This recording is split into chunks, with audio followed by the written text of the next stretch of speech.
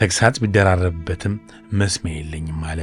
እናም ከትምህርት ቤቱ በመርጌታው ትእዛዝ እንዲባረር ይደረጋል። ተዋት በጥብጥ በማለት ይገስጹት እንደነበር ተማሪዎች ያስረዳሉ። የሚያስተምሯቸው ተማሪዎች አድብቶ ቀንና ጊዜ አይነ ስውሩን መርጌታ ይጠብቅ ያዘ።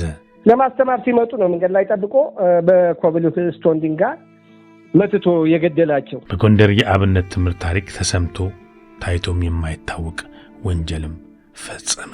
እንደ ሰላማዊ ሰው ካፌ ተቀጥሮ ነው እየሰራ የነበረው። በፖሊስ ከተያዘ ከቀናት በኋላ ከማረሚያ ቤት አመለጠ።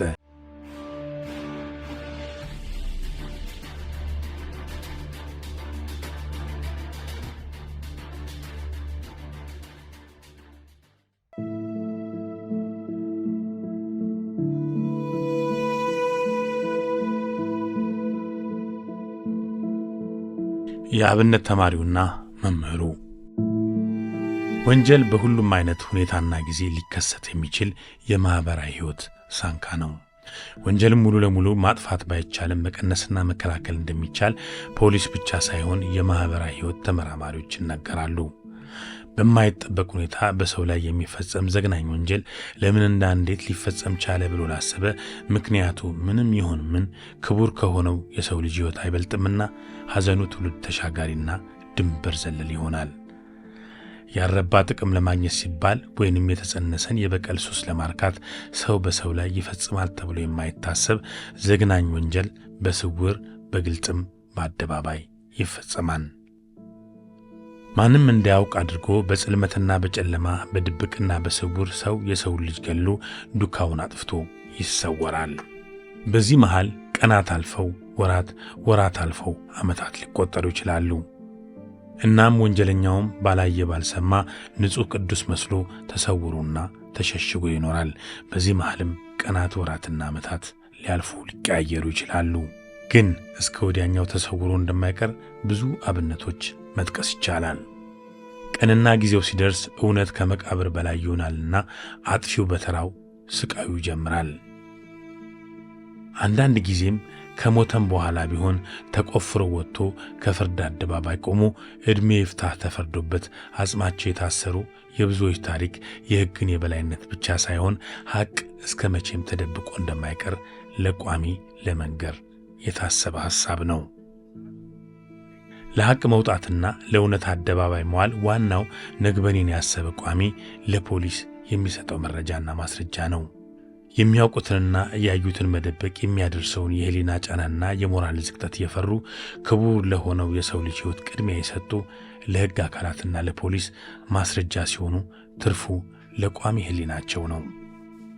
መረጃ ከመስጠት ባለፈም ከፖሊስ ጎን ቆመው አጥፊውን ፈልገው የሚይዙ ዱካና ፈለጉን ተከትለው ለፖሊስ የሚያስረክቡ ለህሊናቸው የታመኑ ብዙዎች መሆናቸው ዛሬ በተጨባጭ እየታየ መጥቷል።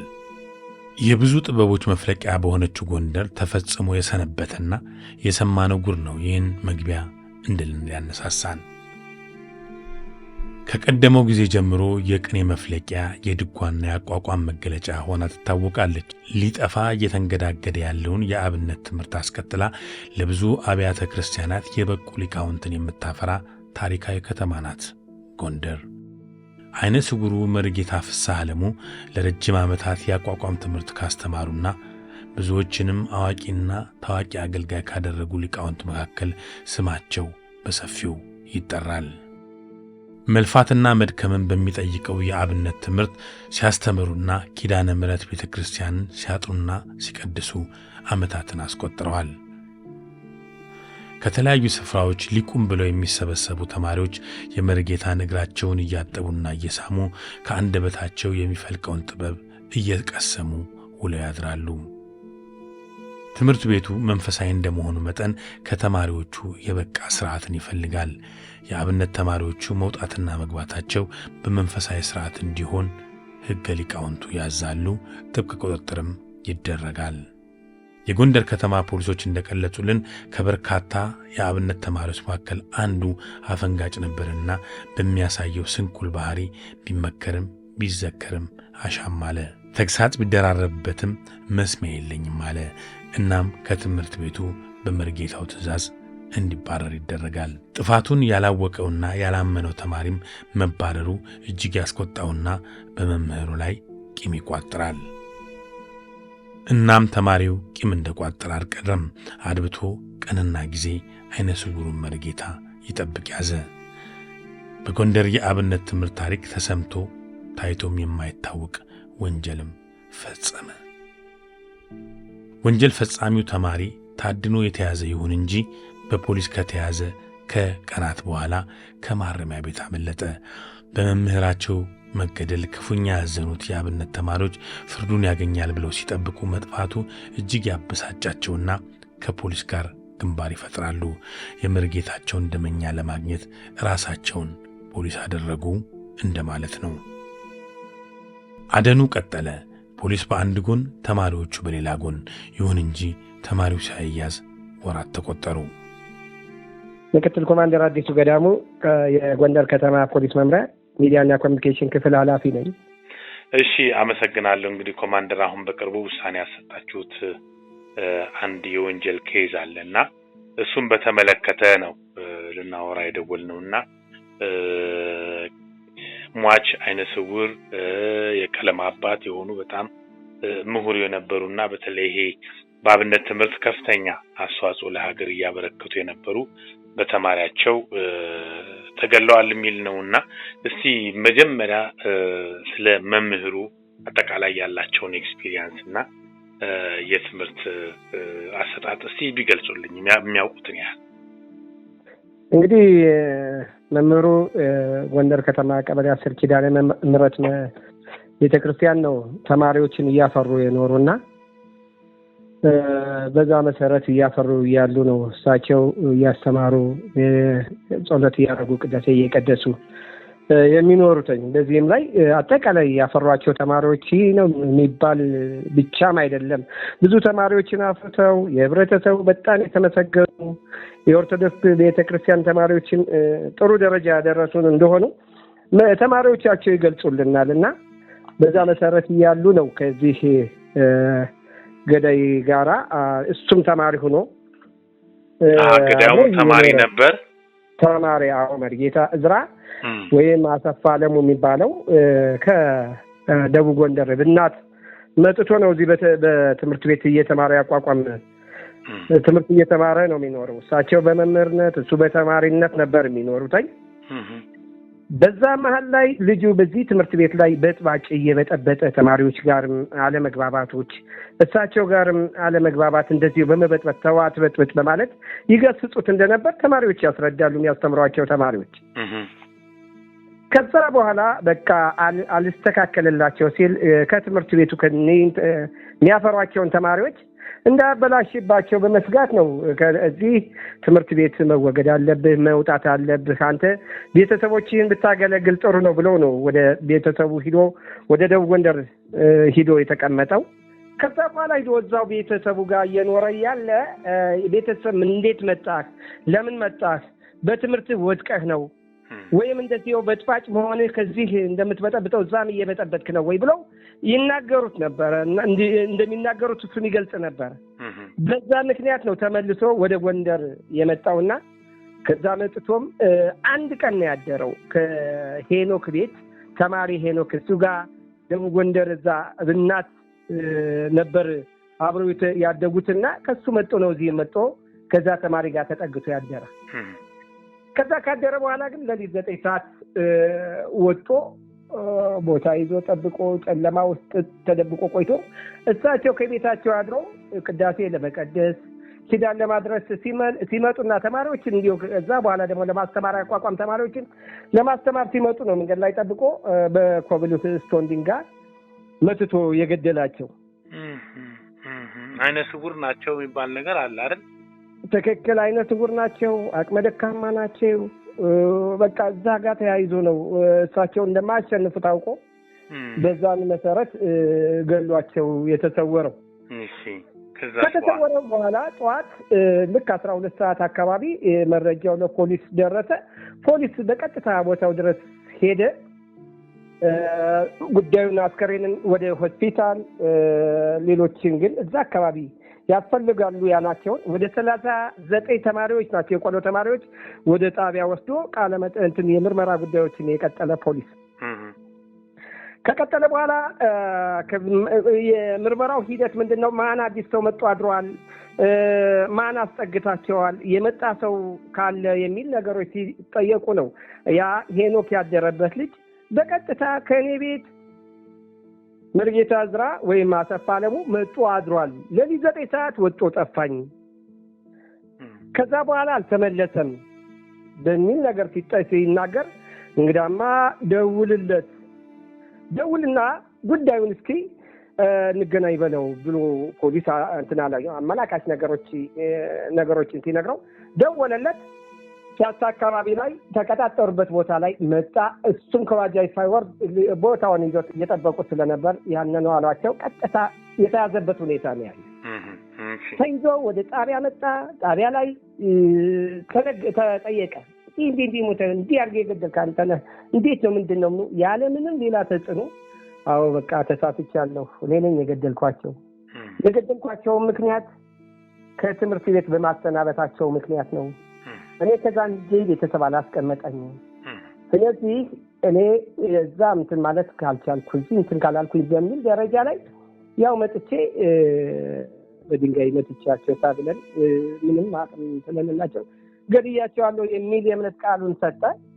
ፖሊስን የእምነት ቃል ከማዕከላዊ ጎንደር ከፍተኛ ፍርድ ቤት ወስዶ የእምነት ቃሉን እንዲሰጥ ተጠየቀ።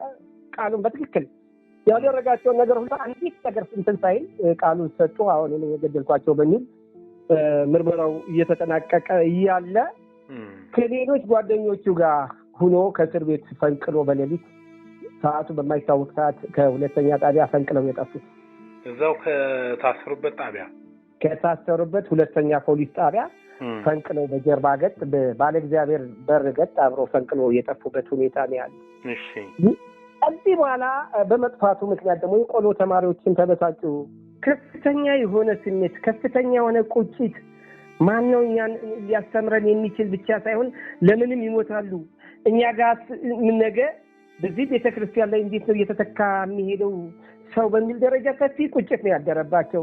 እነዚህ ተማሪዎች ቀጥታ አዲስ አበባ በመሄድ እዛ አካባቢ ላይ ይሰራበታል የተባለ አካባቢ ላይ በመከታተል ካፌ ተቀጥሮ ነው እየሰራ ያገኙት።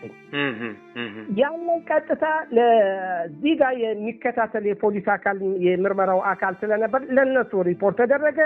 እንዲህ እዚህ ቦታ ላይ እየሰራ ነው ያለ በሚል ደረጃ ቀጥታ ለአማራ ክልል ጠቅላይ መምሪያ እዚሁ ነው ተደወለ። ቀጥታ አማራ ጠቅላይ መምሪያ ፖሊስ ጠቅላይ መምሪያ ለአዲስ አበባ ፖሊስ በመደወል ወዲያውኑ በፍጥነት ፖሊስ ደርሶ ልጁ ሊይዘው ችሏል። የአዲስ አበባ ፖሊስ ቀጥታ ይዞ ነው ለአማራ ክልል ፖሊስ ጠቅላይ መምሪያ ያስረከበው። እሱ ግን ያን ሁሉ ወንጀል ሰርቶ ከሰራም በኋላ እስር ቤት ሰብሮ አምልጦ እንደ ሰላማዊ ሰው እየሰራ ነበር ነው የምትለኝ? በትክክል እንደ ሰላማዊ ሰው ካፌ ተቀጥሮ ነው እየሰራ የነበረው። ከዛ በኋላ እኛ ፖሊስ ከ9ኛ ፖሊስ ጣቢያ ሰው ተላከ። ቀጥታ እዛው በይዘውት መጡ። ጠቅላላ የነበረውን ሁኔታም እንዴት ፈንቅለው እንደሄዱ ለምን መፈንቀል አስፈለገ የሚል ደረጃ ሌሎችም ጓደኞቹ ጋር ተባብረን ስለሆነ በዚህ መንገድ ነው በሚል አሁንም ድጋሜ ከስር ማምለጡ ጋር ተያይዞ ሌላ መዝገብ ተደራጀ። እሱም ጋር የነበረው መዝገብ ተደራጅቶ የዚህ የግድያውን ወንጀል ቀጥታ ማረሚያ ቤት እንዲገባና ተመላልሶ እዛ ውሳኔውን እንዲያገኝ የሆነበት ሁኔታ ነው ያለው። ኦኬ። እና ውሳኔው ምን ይመስላል? ስንት ተፈረደበት?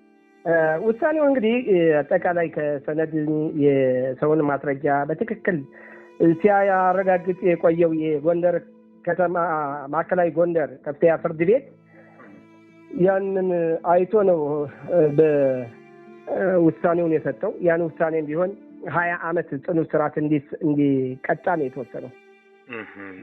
እንግዲህ አጠቃላይ እኚህ ሰውዬ አዛውንት ናቸው፣ አይነ ስውር ናቸው፣ ራሳቸውንም መከላከል የማይችሉ ናቸው። ሁለተኛ አብነት ትምህርት ላይ ያን ያህል ብዙ መምህራኖች በሌሉበት እንግዲህ እኚህ ትልቅ ብዙ ተማሪዎችን ያፈሩ አንጋፋ ሰው ናቸውና ምን ያህል ነበር ጉዳቱ እንደው እኚህ ሰውዬ መሞት በአብነት ተማሪዎቹ ላይ? እንግዲህ ተማሪዎቻቸው አሁንም ቅድምም እንደነገርኩህ ቁጭት ፈጥሮባቸው ነው ከዛ አዲስ አበባ ድረስ ሄደው ያስያዙት ልጁንና በዚህ ደረጃ ላይም አሁንም ቢሆን እንዲህ አይነት ነገሮች ሁላችን መከላከል መቻል አለብን በሚል ደረጃ ቁጭትን ይዘው ጥበቃ ድረስ እየጠበቁ እንዳለ ነው እኔ የተረዳሁት። እዛ አካባቢያቸው ሌሎች ነገሮችንም ቢሆን እንዲህ አይነት ነገር እንዳይፈጠር ሰፊ ስራ እየሰሩ እንዳለ ነው እኔ የተረዳሁት። ከዚሁ ጋር ደግሞ ተማሪዎቹ ቁጭቱ እንዳለ ሆኖ ወንጀለኛን አባሮ ለመያዝ ያደረጉት ነገር ትልቅ የፖሊስ እገዛ ነውና ፖሊስ ህብረተሰቡ እንዲህ ቢተባበረው የምትለው ነገር ይኖር ይሆን? አዎ ህብረተሰቡም ተማሪዎችም ያደረጉት ነገር ቀላል ነገር አይደለም። እኔ ሁሉም ሰው እንዲህ አይነት መተባበሮች ቢኖሩ በተለይ አዲስ አበባ ድረስ ያን ያህል ጉዞ ተጉዞ ሂዶ ነፍሰ ገዳይን ማስያዝ ማለት ቀላል ነገር አይደለም። ለሁሉም ሰው ሊያስተምር የሚችል ነገር ሰው ከተባበረ ህብረተሰቡ ከተባበረ እንዲህ አይነት ነገሮች ወንጀለኞች ጠፍተው አይቀሩምና ሁላችንም ብንተባበር የሚል ሀሳብ ነው የምሰጠው። ሁሉም ሰው እንዲተባበር በተለይ ከዚህ ከሃይማኖት ጋር ተያይዞ ትልቅ እንትኖችን የሚያስነሳ ስለሆነ እንደው ተባብረን አሁን ሰው ተረጋግቷል ማለት የምችልበት ሁኔታ በጣም የተደሰተበት አንዱ ነገር ወንጀለኛውንም አሁንም ሳያመልጥ ቀርቶ ወደ ሌላ ነገር ሳይሳበት የራሳችን አካልኛ አባት ያስተማሩት ነው የገደላቸው ነው መያዙ ራሱ ትልቅ ነገር ነው የጥሩ ነገር የፈጠረውና እንዲህ አይነት ነገሮች መተባበር ብንችል አሁንም ያሳዩትን ተማሪዎች ነገ መነገ ወዲያ ቢደግሙ የሚል ሐሳብ አለኝ። ከዚህም ጋር ተያይዞ የትም ቦታ ላይ ያለን የፖሊስ አካላት ፈጥኖ በመድረስ አዲስ አበባ ትልቅ ነገር ነው የሰሩት የአዲስ አበባ ፖሊሶች ወዲያው ፈጥኖ ወንጀለኛው መያዙ እንዳያመልጥ ማድረጉ ትልቅ ትብብር ነው። ከቦታ ቦታ ወንጀለኞች እየተደበቁበት ያለበት ሁኔታ ነው። ስለዚህ ሁላችንም በዚህ መንገድ ላይ ከተባበርን ይሄ ወንጀለኛ አያመልጥም የሚል ሐሳብ ነው ያለኝ። አዎ ከዚሁ ጋር ደግሞ እንግዲህ ይሄ ልጅ ነፍስ ገሎ ከእስር ቤት አምልጦ ነው አዲስ አበባ ገብቶ ካፌ ተቀጥሮ ሲሰራ የነበረውና ቀጣሪዎች ራሳቸው ድርጅቶች ባለፋብሪካዎች ሁሉ ባለካፌ ሆኑ የሚቀጥሯቸውን ሰዎች ሊያውቋቸው አይገባም ወይ? እንደዚህ አይነት እኛ የሚያስተምሩት አባት ላይ ይሄን ያህል ጭካኔ ካደረሰ ሌላ ስላለ ማድረሱ ምን ያህል እርግጠኛ ነውና ቀጣሪዎችስ ምን ያህል ከእንደዚህ አይነት ነገር ሊጠበቁ ይገባል ትላለህ? በጣም ጥሩ። እኔ አሁንም ቢሆን የምናገረው ምንድነው በተለይ ቀጣሪዎች ጋር ተያይዞ የራሳቸው የሆነ ፎርም እንኳን ባይኖራቸው ለፖሊስ አሳውቀው ፎርም የመሙላት ተያዥነት የማድረግ አጠቃላይ እኔ መጀመሪያ የሚገርመው ጎንደር ላይ ተጀምሮ የነበረው አሁንም ያለው የኮምፒክ ፖሊሲንግ አሰራር ጋር ተያይዞ የሰው ተከራይን እንኳን ሳይቀር ማሳወቅ ለፖሊስ ግዴታ አለበት ነው የሚለው። ስለዚህ እንዲህ አይነት ሰው ቤቴ ላይ አከራይቻለሁ፣ እንዲህ አይነት ሰው በሰራተኛ ቀጥሬያለሁ፣ እንዲህ አይነት ሰው አዲስ ሰው በዚህ መንገድ ላይ እንደዚህ አድርጋለሁ ብሎ ለፖሊስ ቢያሳውቁ ፖሊስን ሊያደርግ የሚችላቸውን በተለይ ከፎቶ አነሳስ ጋር ተያይዞ ወንጀለኛው ጋር ተያይዞ ያው ይፈጸማል ተብሎ ለመከላከል የሚደረጉ ጥረቶች ያሉ ስለዚህ እስከ ፎቶግራፍና መታወቂያ ደረጃ ድረስ አንስቶ የሚያዝበት ሁኔታ አለና እኔ አሁንም በሰፊው ልገልጸው የምፈልገው በሰራተኛ ዙሪያ ላይ ያሉ ነገሮች ምንም ይሁን ምን በአቅራቢያቸው ለሚገኘው ፖሊስ ጣቢያ የማሳወቅ ሰው ግዴታ አለበት። ያከራየውንም ሰው ይሁን ሰራተኛ የሚቀጠርም ሰው ይሁን ቢያደርጉ ለህብረተሰቡ ሆነ ለአካባቢው ሰው ሆነ ለራሳቸው ዋስትና ይኖራቸዋል። አመሰግናለሁ ኮማንደር።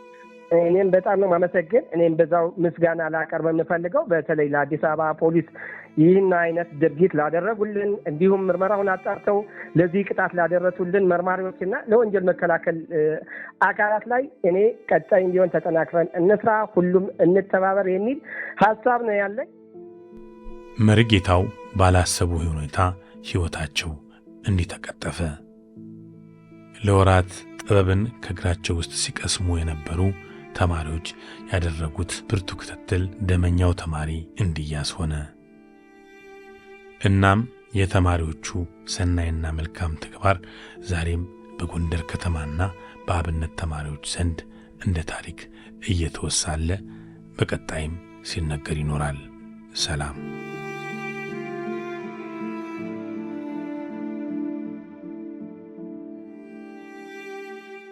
እስካሁን አብራችሁን ቆይታችሁ ዝግጅቶቻችንን ስለተከታተላችሁ ከልብ እያመሰገንን ካቴና የዩቲዩብ ቻናላችንን ላይክ፣ ሼር እና ሰብስክራይብ በማድረግ ተቀላቀሉን ዘንድ በአክብሮት እየጋበዝን ሳምንት እስከምንገናኝ ድረስ በሰላም ዋሉ።